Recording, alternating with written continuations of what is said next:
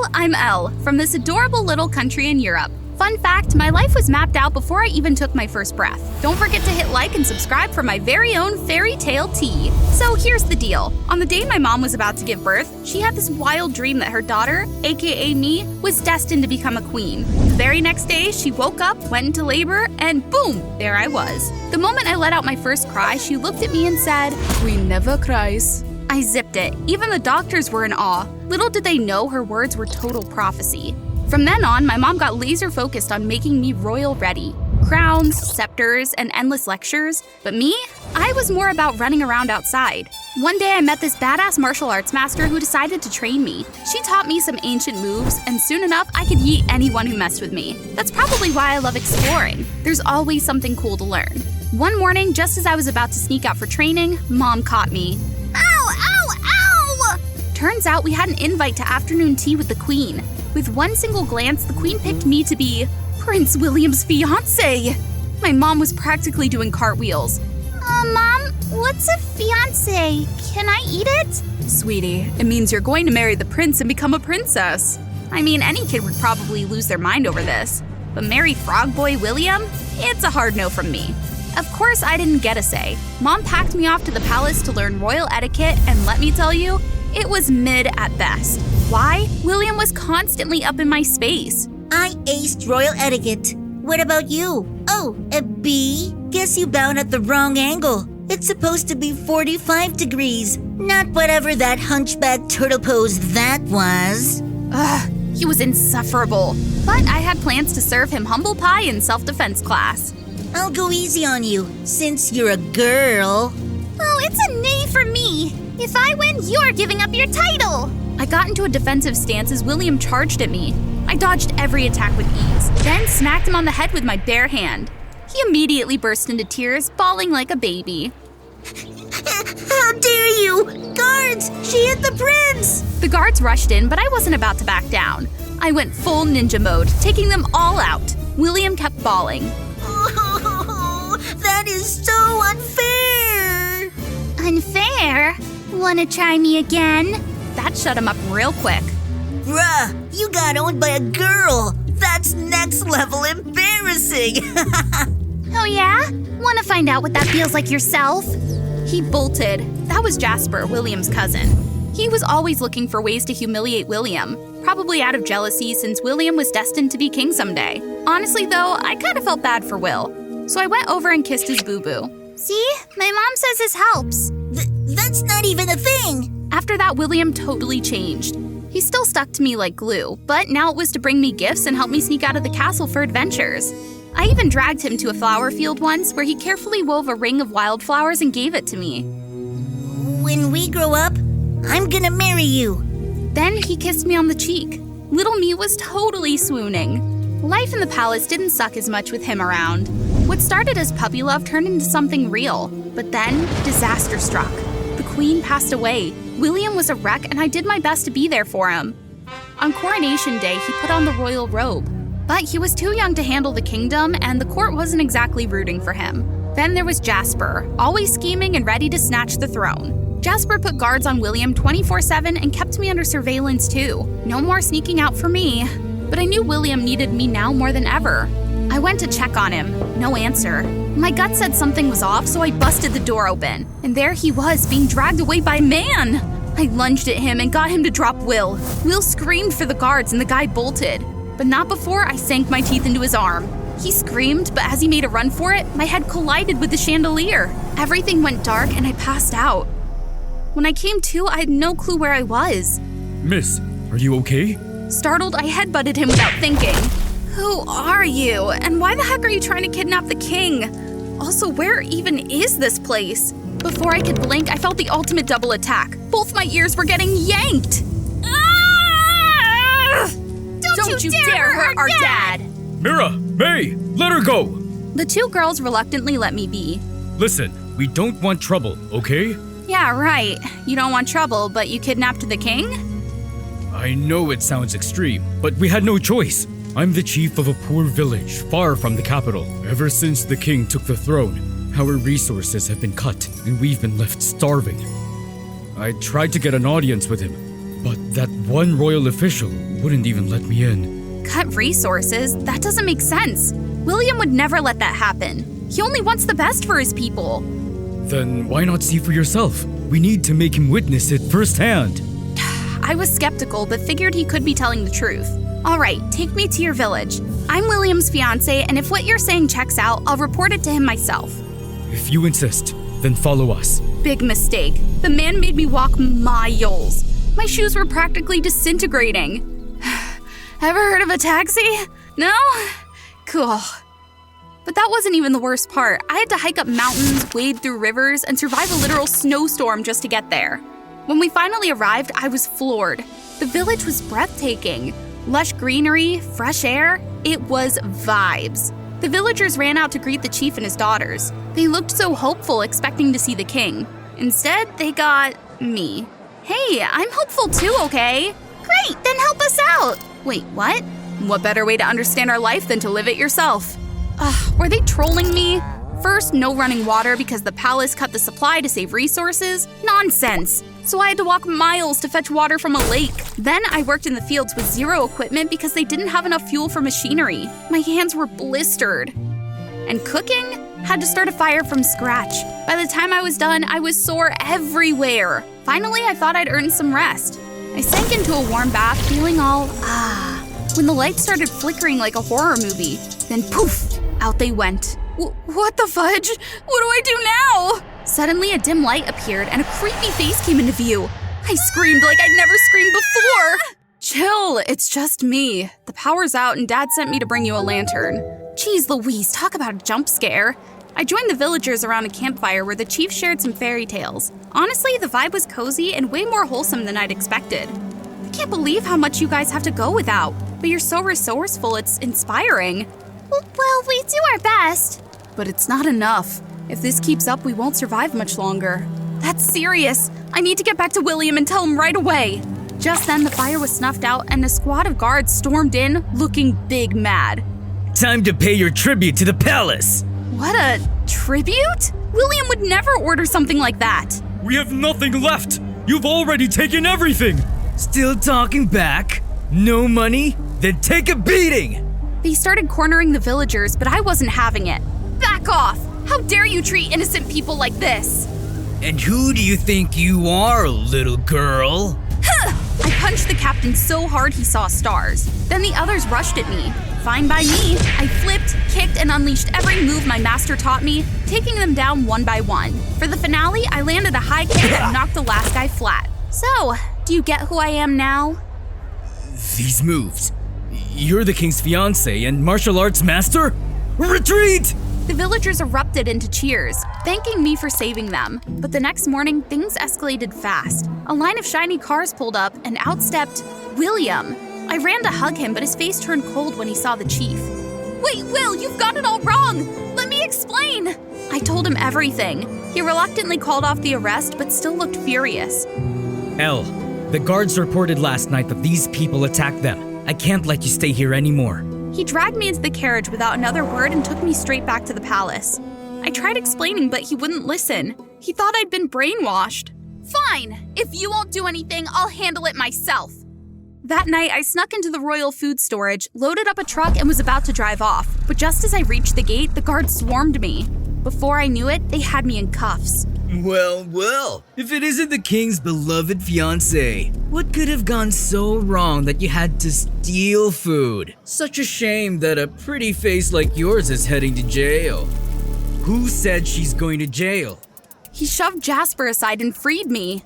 It was I who ordered her to deliver food to the poor. Got a problem with that? Of course not, Your Majesty. William personally escorted me to the village. When we arrived, the villagers' joy at seeing the supplies hit him hard. For the first time, he started to believe their struggles were real. I showed him around and explained just how dire things were. But of course, Jasper couldn't leave us alone. He rolled in with a squad of soldiers ordering the village chief's arrest for kidnapping the king and his fiancée. There's no proof! Who gave you the authority to arrest anyone? Your Majesty, I checked the security footage. It clearly shows the chief as the culprit. The guards tightened the ropes around the chief, ignoring his protests. Mira and May tried to intervene, but to no use. The chaos was overwhelming. Finally, I yelled, "Stop!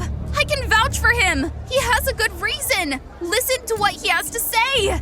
Jasper hesitated, then gave a reluctant nod.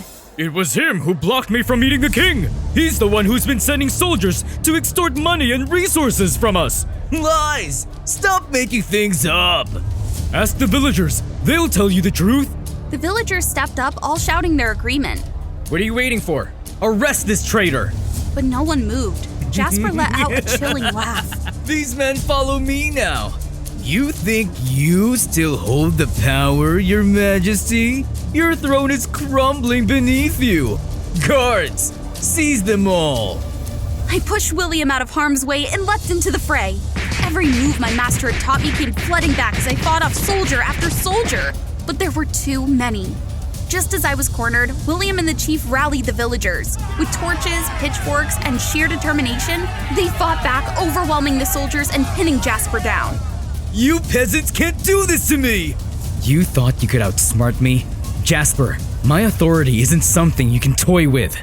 Well, let's just say he's looking at a very long stay in the dungeon. Once William restored his power, resources flowed back into the village. The people were happy, fed, and safe. And to top it off, everyone was invited to our wedding. Finally, the big day arrived. I was about to marry the love of my life and become queen. But as I stared at the crown, it suddenly felt unbearably heavy. I stepped outside for air and William came looking for me. Will, I'm sorry, You don't want to marry me and become queen, do you? Will, I love you. Truly I do. But I'm not sure this is the life I want right now. After everything, I've realized there's so much more out there I want to see and can learn. I can't just stay trapped in the palace. I need to explore this beautiful country and its people before I can return and truly be the queen they deserve. I understand, and I don't want to be the reason you give up your dreams. I'll wait for you, as long as it takes. Thank you. I kissed him, a kiss filled with love and longing, and walked away.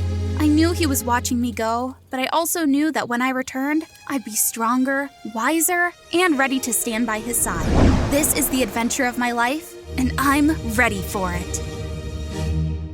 Hey, I'm Tiana from Washington, and guess what? I've got this wild ability to clone myself.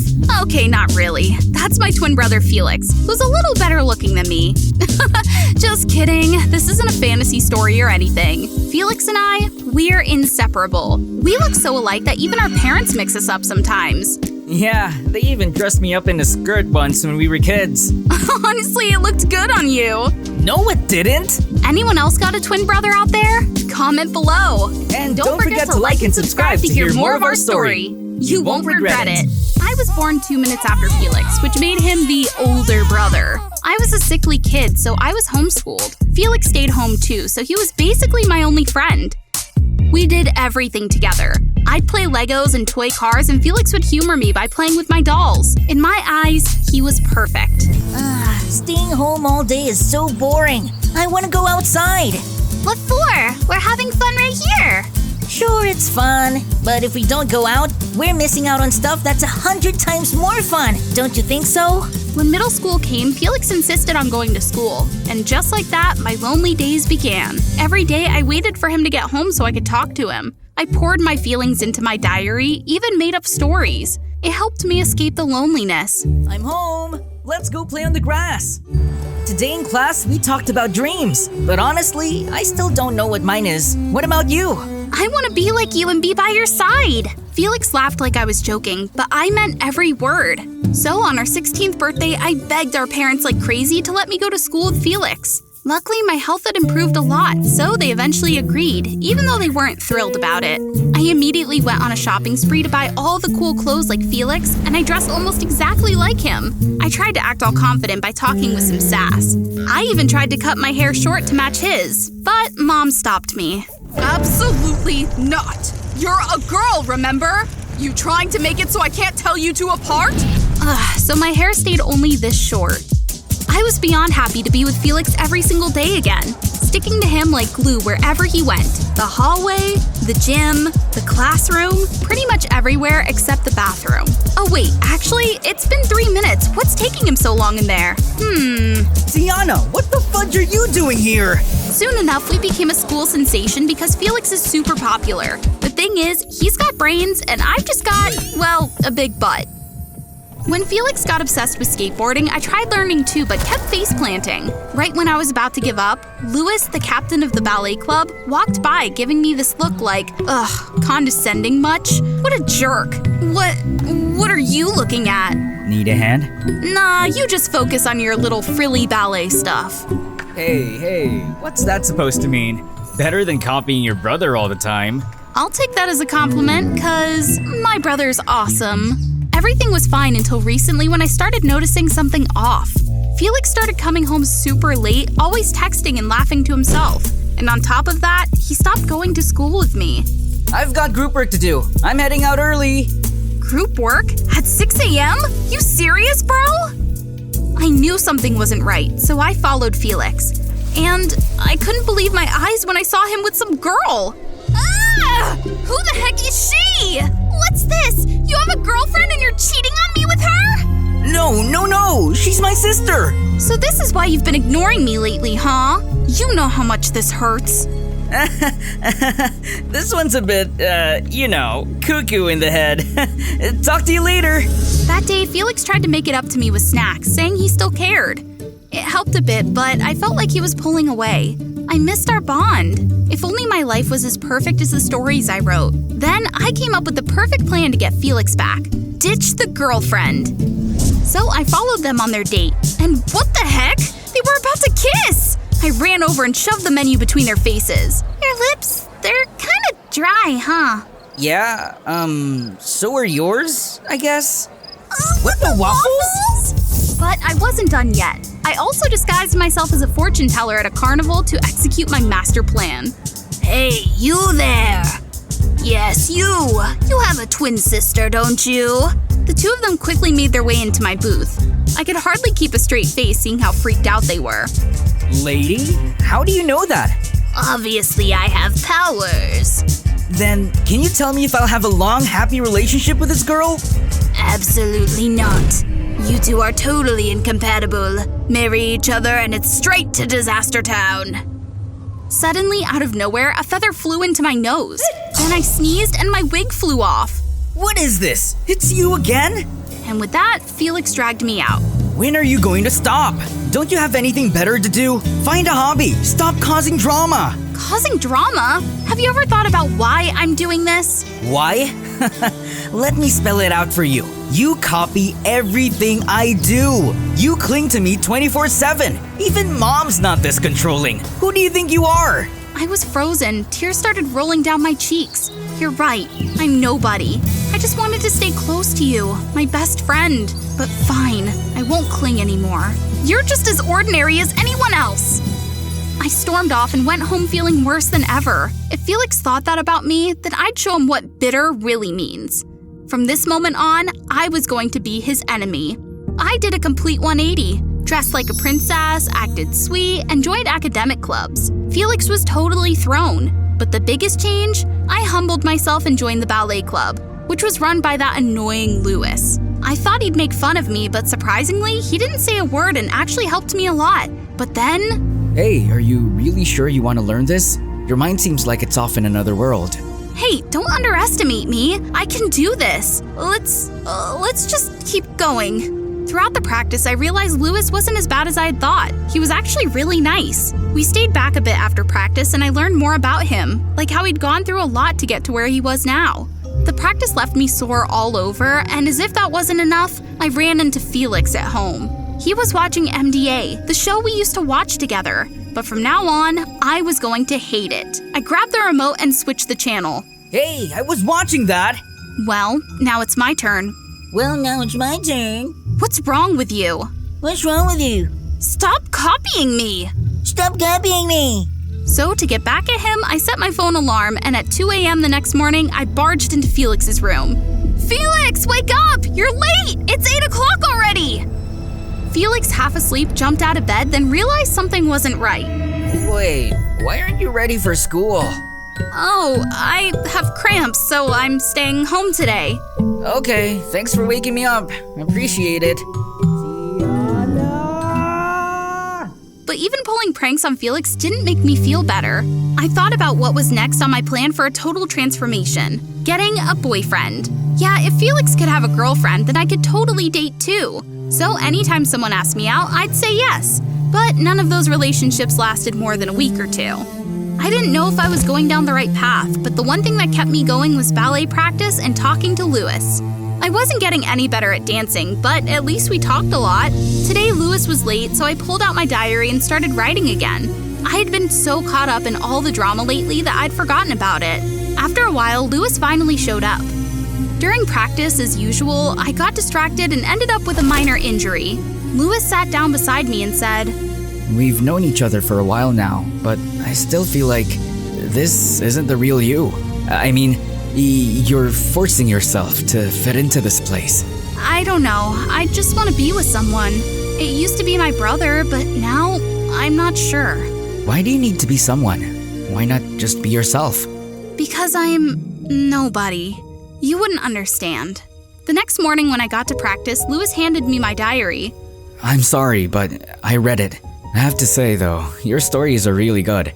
Maybe you should start writing. I angrily snatched the diary out of his hands and walked away. How dare he read my private stuff? And writing? What a dumb idea. I skipped practice for a few days and they were the most boring days ever. Then one day, a friend from school threw a party and invited everyone. I knew Felix and all my exes would be there, so I got all dressed up and walked into the party with confidence. After some boring drinking games, people started a wall climbing challenge, and the person who reached the top fastest would win. Watching Felix's girlfriend whining for him to participate made the fire in me burn brighter. I immediately signed up, and we were the first pair to go head-to-head. I climbed like a maniac, but my ridiculous dress kept getting in the way, making me wish I could just rip it off. And out of nowhere, Louis's words echoed in my mind. Why do you need to be someone? Why not just be yourself? I glanced over and saw Felix staring at me, which snapped me out of it, and I pushed myself to keep climbing. But then my ridiculous princess dress got caught on a rock. I tried to pull it free but couldn't, and finally I tumbled down, landing in a heap. The sound of everyone laughing, including my exes, echoed around me. I was so humiliated that I just lay there frozen, trying to avoid everyone's eyes. Then a hand reached down to help me up. It was Felix. You've always been amazing. Why push yourself to this point? I couldn't hold it in anymore and started sobbing. Because I thought you didn't care about me anymore. I thought without you, I wouldn't have a single friend in the world. I get it. You've done a great job trying to be your own person, but you're going about it the wrong way. You're still forcing yourself to be someone you're not, and it's suffocating you, isn't it? Felix's words hit me hard like a wake-up call. We talked for a while, and I realized how much he still cared about me. Felix offered to take me home, but I told him I needed some space and asked him to take his girlfriend home instead. Stupid high heels, they've been killing my feet all night. And this stupid princess dress, so annoying. And ballet isn't even what I really wanted to do! Ah! It felt so good to let out everything I'd been bottling up inside. As I got to the front door of my house, I saw Louis already standing there, waiting for me. He hugged me tightly and asked if I was okay. I saw some people post pictures from the party, and that's how I found out. I'm so sorry. I'm really sorry for being mad at you for no reason. And yet, you still care about me? That's what friends are for. A little while later, Felix came back and he seemed pretty surprised to see that I had a best friend now. But then he smiled. Thanks, man. Take care of this little troublemaker for me, okay? And, well, that's how it all turned out. I finally found my own style. One that feels the most comfortable for me. No more trying to be cool or girly. Felix and I are close again, and now I even have a new best friend. Felix's girlfriend. Turns out she's actually really sweet. I also decided to take Louis's advice and started writing stories, submitting them to magazines. Of course I got rejected a lot at first, but I didn't give up. And after a few months, I finally got accepted as a contributing writer for a well-known magazine. It feels amazing to be myself and create something meaningful from my own talent. Jolly, honey, this is Victor. Though he's a recent guy, he feels like my first love. Hey, kid. Oh my god, as soon as he took off his hat, the whole cafe was in shock. On his forehead was a snake tattoo with a huge nail. What are you looking at? Just one cold look from him had some people so freaked out that they left. For the rest of the day, my smile was so stiff I couldn't even chew my beefsteak. Hey, I'm Jolly Baker, a pretty 17-year-old girl living with my single mom, Wendy. You think that gangster guy is going to be my stepdad, right? Well, you're totally wrong. He's just love interest number 57 for her. Let me tell you about the dating history of my fabulous mom. Mom had a happy romance with my dad until they decided to divorce when I was 10. Why? Simply because she felt bored. She said my dad didn't make her feel loved. Afterward, Dad remarried and I moved to Los Angeles with my mom. My mom is always on the hunt for love whenever she can. She's on all the dating apps for young people. She even mocks me for being too low-tech to use them. Because of this, Mom often finds herself in hilariously bad situations. He was the most romantic man ever. I've never loved anyone like that. I guess he took your wallet to buy you flowers, huh? John, how could you deceive me? Thief! Thief! Yeah, Mom always gets mixed up with scammers or jerks, and we've been conned out of quite a bit of money. I'm definitely going to find a decent man to love. I'm not following in your footsteps. We'll see who can handle your fierce temper.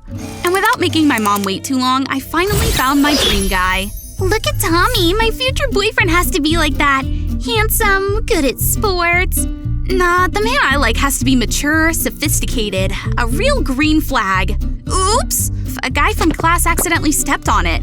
Oops, is this yours? Hey! You step on it and not even a sorry? Suddenly a strong shoulder appears behind me with a very warm voice. Let's be a gentleman, shall we? The classmate becomes sheepish. He quickly apologizes and runs off. The man picks up my handkerchief and blows the dirt off of it. Oh wow, how can someone be so handsome and refined? I'm David, the new intern teacher here. Let me know if you need anything. He had only walked a few steps away when… Oh my friend startled me. Looks like someone just fell hard. It's true that I can't hide anything from my demon friends. I'm really curious about him. A few days later, I went to return his handkerchief and saw a girl confessing her love to Mr. David. While with that handsome face, he must make a lot of girls fall for him. But contrary to what I thought, he refused the girl. Wow, what a cool guy. Right after I told my best friend about this, she immediately supported me in pursuing Mr. David. I heard he's working a lot of jobs. I always see him doing something different. Probably doesn't have time to date. Yes, and I decided I would win over Mr. David by any means necessary. But life isn't like a dream. Many times I openly confessed my feelings for him at school. I like you! Or followed him home. Why are you so cold? Each time he would ask my mother to come and talk, and when she returned, she always seemed to be smiling, probably delighted at my rejection. But no, the truth was, I guess I don't need to introduce him anymore, do I? Mr. David, the man who will become your stepfather. What? Mr. David is my stepfather? You wouldn't believe how hard I was sobbing in my bedroom that day. Like, why would a stand-up guy like Mr. David fall for someone as flaky as my mom? No freaking way. I was dead set against him becoming my stepdad. A few days later, Mom announced that Mr. David would come to my house for dinner. It was the worst, watching them all chummy and laughing. He was super nosy about everything. Mom's job, her works, even her boss.